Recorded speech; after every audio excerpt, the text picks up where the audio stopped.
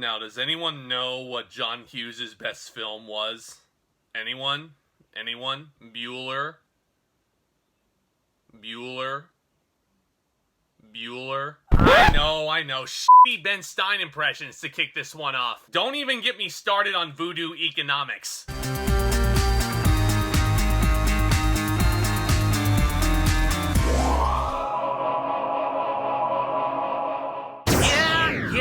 Yeah. Hey guys, what's going on? Welcome back to the channel. Welcome back to a very special movie review. As always, I thank you all so much for stopping by, and I hope you enjoy your stay. Because this time around, we're looking at one of my personal favorites, Ferris Bueller's Day Off. This one was, of course, written and directed by the late, great John Hughes. It stars Matthew Broderick in a career-best performance. Now, some of you might be wondering why I'm talking about Ferris Bueller today. Well, why not? But seriously, there is a valid reason, because today, June 11th, this movie turns 35 years old. What the actual happened to time? And guys, just in case you've never seen Ferris Bueller's Day Off before, I want to get really analytical about this thing today. So this will require me to delve into some spoilers. So just in case you've never seen it, I've warned you. Even though I think you guys should have seen this movie by this point.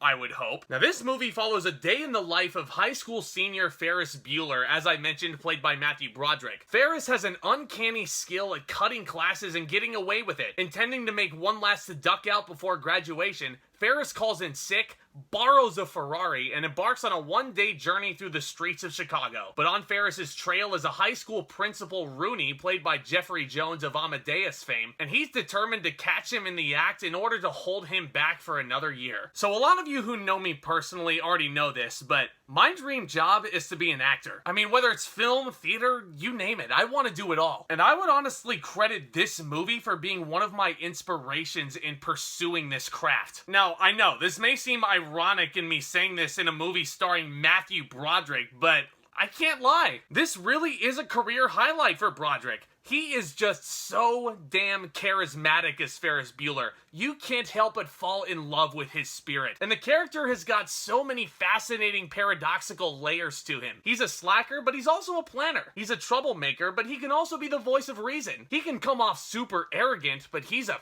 fierce friend. And I think Broderick captures all of these tidbits wonderfully, while also carrying some of the greatest narration in cinema history. Yes, even rivaling that of Fight Club. You all know what I'm talking about. It's where Ferris will continuously break the fourth wall and lay out his entire plan and thought process to the audience. And I'm not ashamed to admit this. Just saying, I can do his whole opening monologue like that. When I first started auditioning about 11 years ago, and I swear, I'm not making this up, that monologue, the opening monologue where he's talking about the clammy hands and licking your palms, that was my go-to piece. And for good reason. This is an absolutely iconic turn from Broderick. And let's also just say that Broderick was incredibly lucky to have the equally iconic Jeffrey Jones playing Ed Rooney, the principal. My goodness, how hilarious was he in Ferris Bueller? The Dirty Harry comparisons from a hilarious Grace the secretary notwithstanding, Ed Rooney is a perfect representation of a character completely hitting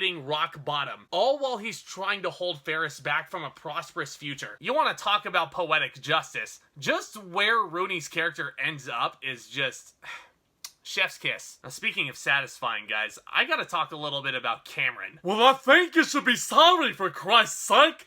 A family member dies, and you insult me. What the hell is the matter with you anyway? Yes, obviously he's a very quotable character. I mean, for good reason. Alan Ruck is so damn great in this movie. And yes, we're just gonna sit here and ignore the fact that he was like 30 when he did this. Just because of that, I don't want to hear any of you guys complaining about how Ben Platt looks too old to play Evan Hansen. But Cameron starts off as Ferris's bedridden best friend, actually sick, and Ferris forces him to live a little and tag along for the ride. And he does. He loosens up. They take his dad's Ferrari out for that spin on the town. And the way it all wraps up with Cameron is truly incredible. The whole monologue that ends up with him denting the out of his father's car and then sending it careening through the window. What did I do?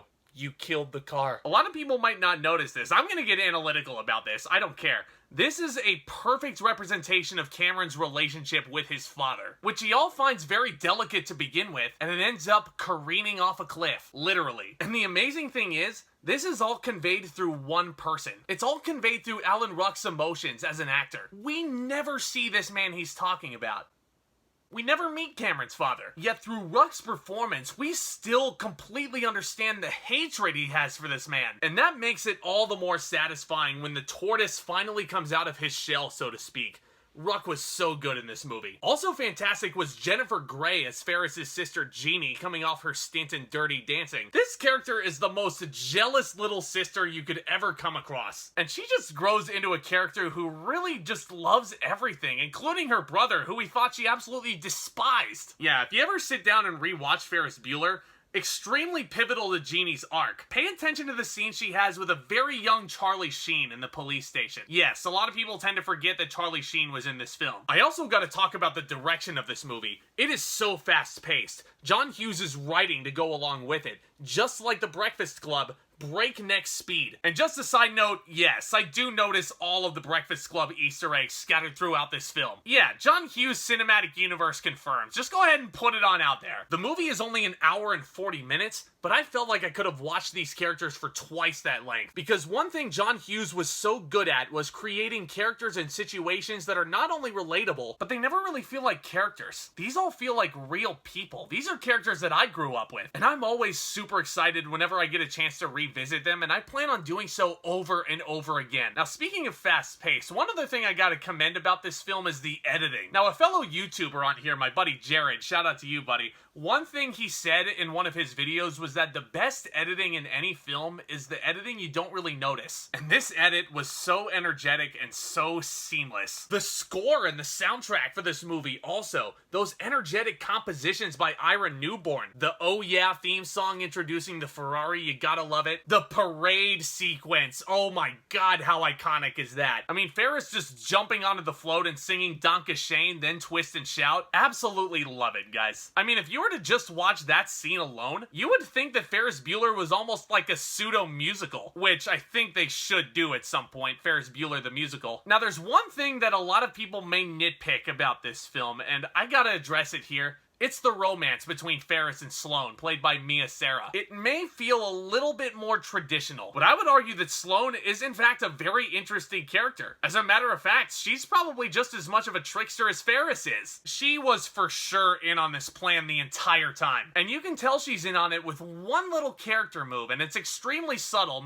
Sara does a very good job with this performance. But it's that scene where the nurse takes her out into the hall to tell her that Sloane's grandmother has quote-unquote passed away. You notice that Sloane puts her jacket on when the nurse enters the room. Sloane was preparing to leave. She knew. I mean, it's extremely subtle. I mean, what else is there really to say about this movie? This is an absolute instant classic. I actually prefer this film over The Breakfast Club. This movie is the gifts that keeps on giving.